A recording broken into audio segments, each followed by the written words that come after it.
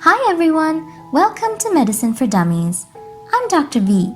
Today our topic is enzymes and their action. Enzymes are biologic polymers that catalyze chemical reactions. With the exception of a few enzymes, almost all of these are proteins with tertiary or quaternary structure. The biomedical importance of these are that they break down nutrients into chemical building blocks and energy. These chemical building blocks are also assembled into tissues by enzymes, and the energy is used to power cell motility, neural function, and muscle contraction.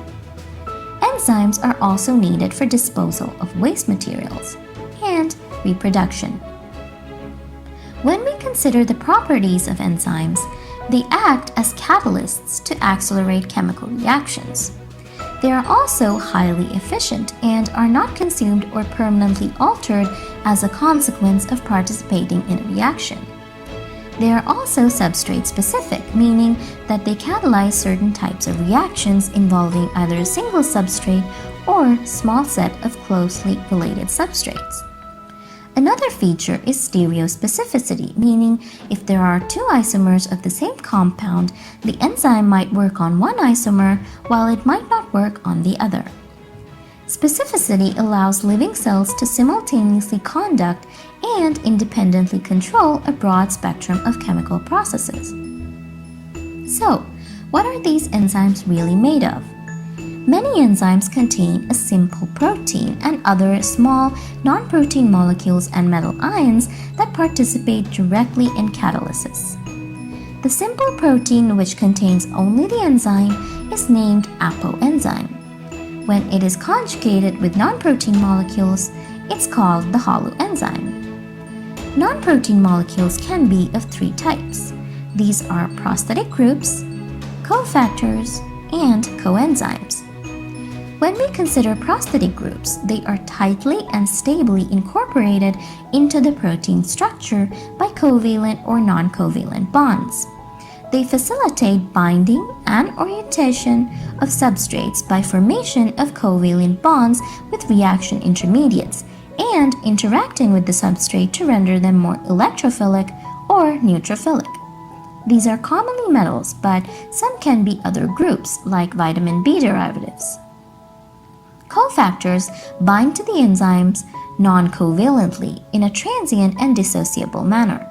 Therefore, they must be present in the medium surrounding the enzyme for catalysis to occur. Most of these are metal ions. Coenzymes shuttle substrates from their point of generation to point of utilization and also stabilizes some substrates that are unstable in the aqueous environment of the cell. Examples are folate and coenzyme A. Many of these non-protein molecules are derivatives of vitamin B. So, how do these enzymes actually work? Earlier, the consensus was the lock and key theory. In this theory, there are active sites in the enzyme which specifically bind to the substrate, and these are shaped in a corresponding way so they fit perfectly to the substrate, kind of like how a key fits into a lock. But now, this theory is not valid. The current theory is known as the induced fit model, where when the substrate approaches the active site, the substrate induces a conformational change in the active site of the enzyme. The substrate then binds to the active site, and they are held at this site by weak interactions, and the enzyme-substrate complex is formed. The active site lowers the activation energy of the reaction and speeds up the process so that the substrates are converted to products and released. The enzyme is recycled to its original state. There are many factors which affect the action of enzymes. The first is substrate concentration. When substrate concentration is low, there are vacant active sites. When we gradually increase the substrate concentration, it leads to more enzyme-substrate complexes and the reaction rate will increase.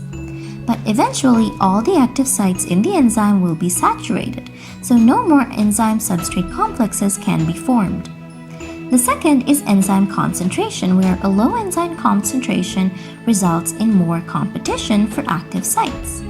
When the enzyme concentration is increased, the amount of active sites increase, thus increasing the reaction velocity.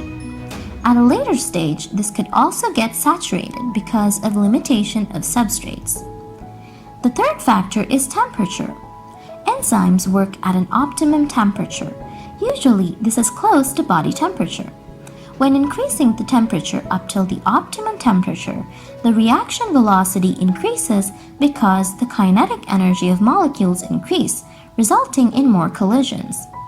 Above the optimum temperature, the protein structure of the enzymes denature, so the reaction velocity drops. The fourth factor is the pH. Just like temperature, there is an optimum pH that enzymes work, and this differs from one enzyme to another. When it deviates from optimum, the enzyme function decreases due to alteration of the chemical composition. The last factor is activators and inhibitors. To learn more about it, check out the next video. And don't forget to like, share, and subscribe. Thanks for watching!